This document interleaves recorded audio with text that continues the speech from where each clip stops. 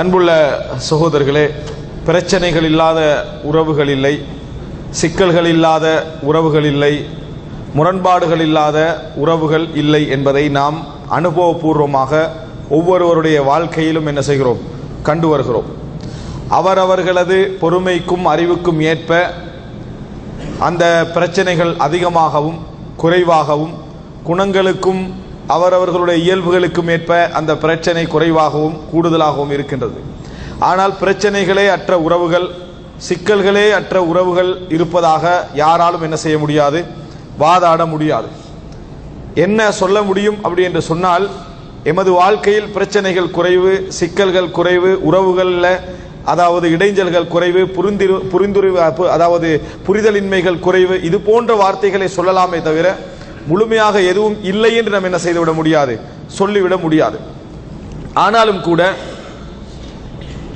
பிரச்சனைகள் உறவுகளிலே இயல்பு என்று நாம் புரிந்து கொண்டு விட்டால், புரிந்துணர்வின்மை இயல்பாக ஒரு மனிதனுக்கு வரும் என்பதை நாம் புரிந்து கொண்டு விட்டோம் என்று சொன்னால், எப்படி கையாளுவது என்பதை பற்றிய ஒரு அறிவு எங்களுக்கு என்ன செய்ய வேண்டும், மிக முக்கியமாக தேவை. ஏனென்று சொன்னால், இன்றைக்கு நிறைய உறவு விஷயங்களிலே, குடும்ப உறவாக இருக்கலாம், கணவன் மனைவி உறவாக இருக்கலாம், நட்பாக இருக்கலாம், எதுவாக இருந்தாலும் சரி, நிறைய பேர் எப்படி அதை அணுகுகிறார்கள் அப்படி என்று சொன்னால், எது நியாயம் எது அவநியாயம் என்கின்ற அமைப்பில் தான் உறவு விஷயத்தில் என்ன செய்கிறார்கள், அணுகுகிறார்கள். ஆனால் உண்மையிலே இஸ்லாம் இந்த மாதிரியான ஒரு நிலையை எல்லா இடங்களிலும் உறவு விஷயத்தில் அணுகச் சொல்கிறதா என்று கேட்டால் இல்லை. ரசூலுல்லாஹி ஸல்லல்லாஹு அலைஹி வஸல்லம் அவர்கள் 3 இடங்களிலே பொய் சொல்லலாம் என்று சொல்லி ரசூலுல்லாஹி ஸல்லல்லாஹு அலைஹி வஸல்லம் அவர்கள் பொய்யை என்ன செய்தார்கள், அனுமதித்தார்கள் 3 இடங்களிலே. இப்போ பொய் என்பது கூடாது என்று இஸ்லாம் சொன்னதற்கான காரணம், வன்மையாக கண்டித்ததற்கான காரணம், பொய்யால் இந்த சமுதாயத்தில் கெடுதிகள் தான் என்ன செய்யும், நிகழும் என்பதுதான். அதிலே அமானித மோசடி, துரோகம், ஏமாற்று, வாக்கு மீறல், இது போன்றவைகள் தான் பொய்யால் என்ன செய்ய முடியும், நிகழ முடியும். பொய் சொல்லி உறவொன்றை சேர்க்க முடியுமாக இருந்தால் பொய் சொல்லலாம் என்று இஸ்லாம் என்ன செய்கிறது, சொல்கிறது. காரணம், அதனால பிரியாமல் நன்மை நடக்குமாக இருந்தால் பொய் சொல்லலாம் என்று சொல்கிறது. நியாயம் அவநியாயம் என்று பார்த்துத்தான் ஒரு உறவு சேர வேண்டுமாக இருந்தால் இந்த வார்த்தைக்கு அர்த்தமே இல்லை. ஏன், பொய் சொல்வதன் மூலம் நாம் என்ன செய்கிறோம், ஒரு நியாயத்தை மறைக்கிறோம், ஒரு நியாயத்தை மறைக்கிறோம், ஒரு அவநியாயத்தையும் மறைக்கிறோம், அதான் அர்த்தம். ஆனால் ரசூலுல்லாஹி ஸல்லல்லாஹு அலைஹி வஸல்லம் அவர்கள் உறவு சேருமாக இருந்தால், ஒரு பொய்யை சொல்லி அந்த 2 உறவுகள் சேருமாக இருந்தால் அதற்காக பொய் சொல்லலாம் என்று ரசூலுல்லாஹி ஸல்லல்லாஹு அலைஹி வஸல்லம் சொன்னார்கள். லைஸல் கذاب الذي يصلح بين الناس, மக்களுக்கு மத்தியில் பொய் சொல்லி உறவை சேர்ப்பவர் பொய்யர் அல்ல என்று ரசூலுல்லாஹி ஸல்லல்லாஹு அலைஹி வஸல்லம் அவர்கள் சொன்னார்கள். ஆனால் எங்களுடைய நிறைய பேருடைய அணுகுமுறை எப்படி இருக்கிறது அப்படி என்று சொன்னால், நியாயமா நியாயம் இல்லையா என்பதை வைத்துத்தான் சேருவதும் பிரிவதும் என்ற அமைப்பில் இருக்கிறது. நியாயமா நியாயம் இல்லையா என்று கட்டாயம் உறவிலே பேச வேண்டிய ஒரு சில இடங்கள் உண்டு. அது என்ன அப்படி என்று சொன்னால், ஒரு சொத்து பிரச்சனை அந்த சொத்து பிரச்சனை வழக்கு என்று உரிமை, இவருடைய பங்கு அவருடைய பங்கு, இவருடைய உரிமை அவருடைய உரிமை என்பது விட்டு கொடுக்க முடியாத இடத்திற்கு அநியாயம் இழைக்கப்படுகின்ற ஒரு இடத்திற்கு அது கோர்ட் என்று வருகிற இடத்தில், அந்த இடத்துல நீதிபதி என்ன செய்யக்கூடாது, பொய் சொல்லியாவது உறவை சேர்க்கணும் என்று சொல்லி என்ன செய்ய முடியாது, நடந்து கொள்ள முடியாது. ஒரு மார்க்க பிரச்சனை வருகிற நேரத்தில் பொய் சொல்லியாவது உறவை சேர்க்கணும் என்று சொல்லி மார்க்க விஷயத்தில் என்ன செய்ய முடியாது, பொய் சொல்ல முடியாது. இது போன்ற ஒரு சில இடங்களிலேயே தவிர மற்ற இடங்களிலெல்லாம் நியாயம் அவநியாயத்தை பார்த்து உறவை சேர சொல்லி இஸ்லாம் என்ன செய்யவில்லை, சொல்லவில்லை. மாற்றமாக இது அல்லாத பல வழிமுறைகளிலே நாங்கள் உறவு என்கின்ற பிரச்சனைகளை, உறவிலே ஏற்படக்கூடிய பிரச்சனைகளை தீர்த்து சேர்ந்து வாழ முடியும்.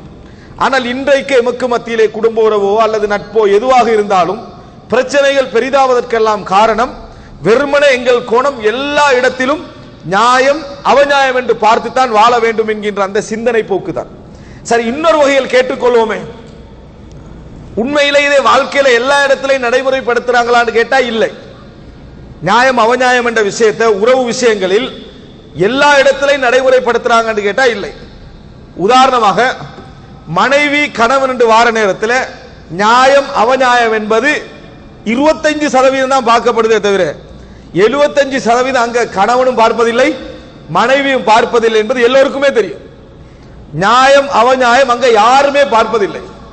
அந்த இடத்துல என்ன பார்க்கிறது என்றால் மறைப்பது அல்லது குறைப்பது அல்லது கணக்கெடுக்காமல் இருப்பது அல்லது விட்டு கொடுப்பது, எப்படி எதையோ என்று செய்துதான் கணவன் மனைவியுடைய குடும்ப வாழ்க்கை என்ன செய்கிறது, போய்கொண்டிருக்கிறது. ஆனால் மற்ற எல்லா இடங்களிலும் நம்ம எப்படி நடந்து கொள்கிறோம் என்று சொன்னால் நியாயம் அவநியாயம் என்கின்ற ஒரு பார்வையின் காரணமாகத்தான் நிறைய பிரச்சனைகள் பெரிதாவதும் உறவுகள் என்ன அதாவது ஒரு சிக்கலுக்குள்ளாவதற்கும் காரணமாக அமைகிறது. எனவே எப்பொழுதுமே நம்ம புரிந்து கொள்ள வேண்டிய ஒரு விஷயம், நியாயம் அவநியாயம் என்பது பார்த்தே ஆக வேண்டும் என்கின்ற ஒரு இடம் இருக்கிறது. பார்த்தே ஆக வேண்டும் என்கின்ற ஒரு இடம் இருக்கிறது. அதை பார்க்காமலேயே உன்பக்கம் நியாயமே இருந்தாலும் கூட விட்டு கொடுப்பதோ மன்னிப்பதோ கணக்கெடுக்காமல் இருப்பதோ அது தேவையில்லை என்று நடந்து கொள்வதோ என்று சொல்லக்கூடிய பல இடங்கள் என்ன செய்து உண்டு. அப்படி இருந்தால் மட்டும்தான் உறவுகளுடைய சிக்கல்களை என்ன செய்ய முடியும், தீர்க்க முடியும். பெரும்பாலும் இது இந்த அடிப்படையை மனதிலே ஞாபகம் வைத்துக் கொள்ளுங்கள். நாங்கள் இந்த சமுதாயத்திலே உள்ள உறவுகளோடு சேர்ந்து வாழ வேண்டும், பிரச்சனைகளை குறைத்து வாழ வேண்டும், நல்ல புரிந்துணர்வோடு வாழ வேண்டும் என்று மட்டும் நினைப்போம் என்று சொன்னால் அதற்கு மிகப்பெரிய வழியே என்ன தெரியுமா, நியாயம் அவநியாயம் என்கின்ற பகுதிகளை ஒரு குறிப்பிட்ட வட்டத்தில் மட்டும் பார்த்துவிட்டு மற்ற இடங்களில் எல்லாம் சில முக்கிய ஒழுங்குகளை நாம் கடைபிடிப்பது. அதில் பிரதானமாக முதலாவதாக நாம குர்ஆனிலே அல்லாஹு தஆலா சொல்லி காட்டுகிறான், வலா தஸ்தவில் ஹஸனத்து வல ஸய்யா, நலவும் கெடுதியும் எப்பொழுதும் சமமாகாது. நலவும் கெடுதியும் எப்பொழுதும் சமமாகாது. நலவால் வருகின்ற விளைவுகள் வேறு, கெடுதியால் வருகின்ற விளைவுகள் வேறு. யாராவது உங்களுக்கு கெடுதி செய்து விட்டால் கெடுதி செய்ய வேண்டும் என்பதுதான் நியாயம். யோசிச்சு பார்த்தா திருப்பி அவனுக்கு பதிலடி என்ன, கெடுதி செய்வதுதான் நியாயம். அல்லாஹு தஆலா என்ன சொல்றான்னு சொன்னால் நியாயமும் அதாவது அவநியாயம் ஒரு நாள் சமமாகாது, நல்லதும் கெட்டதும் ஒரு நாளும் சமமாகாது.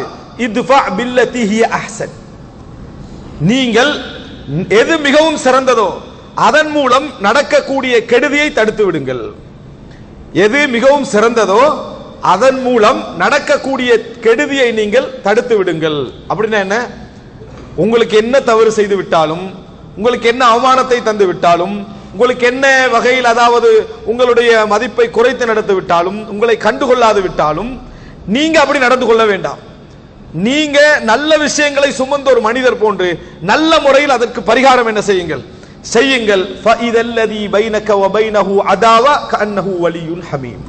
அவ்வாறு நீங்கள் நடப்பீர்கள் என்று சொன்னால் உங்களுக்கும் எவருக்கும் இடையில் பகைமை இருக்கிறதோ நீங்களும் அவரும் மிகவும் நெருங்கிய நண்பர்கள் போன்று மாறிவிடுவீர்கள்.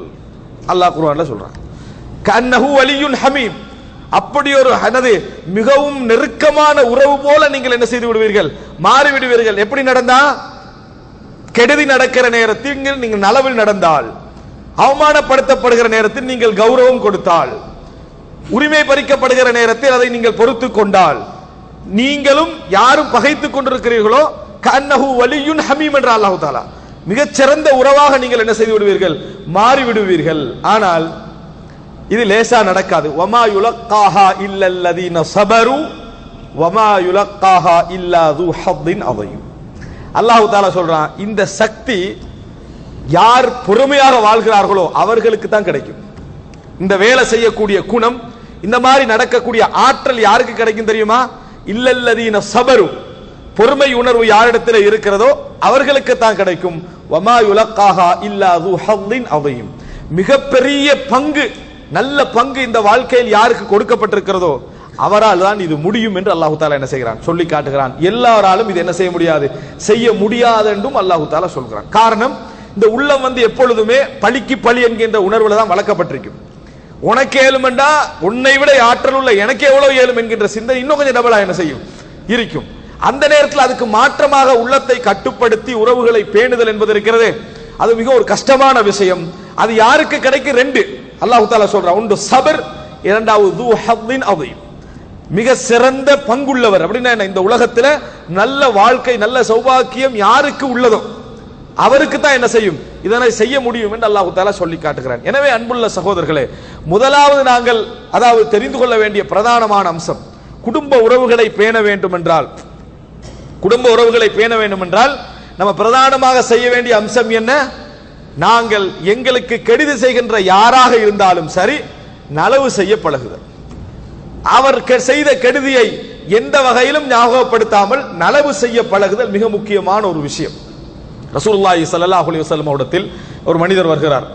வந்து அல்லாஹ்வின் தூதரே, நான் எனது குடும்ப உறவுகளை சேர்ந்து நடக்கிறேன், வயக்தஊனி அஸிலுஹும் வயக்தஊனி, ஆனா அவங்க எப்போ பார்த்தாலும் என்னை துண்டிச்சு தான் நடக்கிறாங்க. நான் என்ன நலவு செஞ்சிட்டாலும் சரி, சேர்ந்து நடந்துட்டாலும் சரி, துண்டித்து நடப்பதே அவர்களது வேலையாக இருக்கிறது. அஹ்லுமு, அதாவது அஹ்லுமு மஅஹும், அவர்களோடு நான் கருணையான முறையில் விட்டு கொடுத்து நடக்கிறேன். வயஜ்ஹலூனி, ஆனா என்னை கண்டுகொள்வதே இல்லை. அவர்கள் என்னை கண்டுகொள்வதே இல்லை. என்ன செய்ய அல்லாஹ்வின் தூதரே அப்படின்னு கேட்டார். அவர் ரசூலுல்லாஹி ஸல்லல்லாஹு அலைஹி வஸல்லம் சொன்னார்கள், அழகான ஒரு வார்த்தை சொல்றாங்க. அதாவது நீங்கள் சொல்வது போன்று இருந்தால், நீங்கள் சொல்வது போன்று இருந்தால், ஃபஇன்னமா துஸிஃபுஹுமுல் மல்ல, நீங்கள் அவர்களுக்கு சுடு சாம்பலை கொடுத்து கொண்டிருக்கிறீர்கள். சுடு சாம்பலை நீங்கள் அவர்களுக்கு கொடுத்து கொண்டிருக்கிறீர்கள். வலா யஸாலு மினல்லாஹி அலைக தஹீருன் மா தும்த அலா தாலிக், நீங்கள் இந்த நிலையில் இருக்கின்ற காலமெல்லாம் அல்லாஹ்விடமிருந்து ஒரு உதவியாளர் உங்களுக்கு இருந்து கொண்டே இருப்பார். ஒரு மலக்கை அல்லாஹு தஆலா உங்களுக்கு உதவியாளராக வைத்துக் கொண்டே இருப்பார். ரசூலுல்லாஹி ஸல்லல்லாஹு அலைஹி வஸல்லம் சொன்னார், சஹீஹ் முஸ்லிம்ல வரக்கூடிய செய்தி. அதாவது உங்களுக்கு வரக்கூடிய ஆத்திரம் இருக்குது, அதற்குரிய பழியை அல்லாஹ் வாங்கிக் கொள்வான். அதான் நீங்கள் சுடுசாம்பலை கொடுக்கிறீங்கிறதுக்கான அர்த்தம். நீங்க நலவு செய்து கொண்டே இருங்கள், நீங்கள் நலவு செய்து கொண்டே இருங்கள். அவர்கள் அந்த மாதிரி நடப்பார்களாக இருந்தால், அவர்களுக்கு வெளிப்படையாக விளங்குகிற நேரத்தில் அது உறவை சேர்தலாக இருந்தாலும், அல்லாஹு தஆலா அவர்களுக்கு சுடு சாம்பலை தான் என்ன செய்கிறான், கொடுத்து கொண்டிருக்கிறார். உங்களுக்கு அந்த பிரச்சனை தேவையில்லை, அதை நான் பார்த்துக் கொள்கிறேன். ஆனா நீங்க சேர்ந்து நடவுங்க என்று ரசூலுல்லாஹி ஸல்லல்லாஹு அலைஹி வஸல்லம் சொல்கிறார்கள்.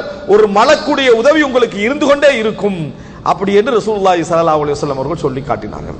இதுதான் நாம் முதலாவது தெரிந்து கொள்ள வேண்டிய விஷயம். உறவு விஷயங்கள்ல அவர்கள் எங்களோடு எப்படி நடந்து கொள்கிறார்கள், என்ன பேசுகிறார்கள், எப்படி இதாகிறார்கள் என்றதெல்லாம் நம்ம மறந்துடணும். எப்பையும் மென்று விழுங்கிடணும். இந்த உலகத்துல 100% நமக்கு தூய்மையாக நடக்கக்கூடிய யாரும் கிடைக்கவே மாட்டார்கள். மிக உச்சகட்டமாக நம்ம நம்பக்கூடிய நட்பால 75% தான் நடக்க முடியும். அவர்களால மட்டுமல்ல, நாங்கள் அவர்களுக்கு அப்படித்தான் நடப்போம். நாங்களும் அவர்களுக்கு அவ்வளவுதான் நடக்க முடியும். அதான் உலகத்துடைய எல்லை. எனவே இயன்ற அளவுக்கு கெடுதி செய்யக்கூடியவர்களை நலவு செய்யக்கூடிய மக்களாக, கண்டுகொள்ளாமல் இருத்தல, நலவு செய்யக்கூடிய மக்களாக நாங்கள் மாற்றுவதற்கு நடந்து கொள்வதற்கு அஹ்ஸின் இலா மன் அஸாஅக், உங்களுக்கு கெடுதி செய்யக்கூடியவர்களோடு நல்ல முறையில் நடந்து கொள்ளல். இன்று நாம் உறவை பேணக்கூடியதில், அதாவது உறவுடைய சிக்கல்களை நாங்கள் தவிர்ப்பதில்லை. நிறைய அப்படி நடக்குது இப்படி நடக்குது சிக்கல் எல்லாம் கேட்பாங்க. அதுக்கெல்லாம் சிக்கலை தீர்ப்பது ஒரு பகுதி. அந்த சிக்கலே அப்படியே ஒன்றுமில்லாம மறைஞ்சு போறதுக்கு ஒரே வழி என்ன தெரியுமா? இந்த மாதிரி நடந்து கொள்வது. அல்லாஹ் சொல்றான் குர்ஆன்ல, ஃபஇதல்லதி பைனக வ பைனஹு அதாவா, யாருக்கும் உங்களுக்கும் இடையில பகைமை இருக்கிறதோ கஅன்னஹு வலியுன் ஹமீம், நெருங்கிய உறவு போல என்ன செய்வீர்கள், இருப்பீர்கள் என்று அல்லாஹ் ரப்பல் ஆலமீன் என்ன செய்கிறான், சொல்லி காட்டுகிறான்.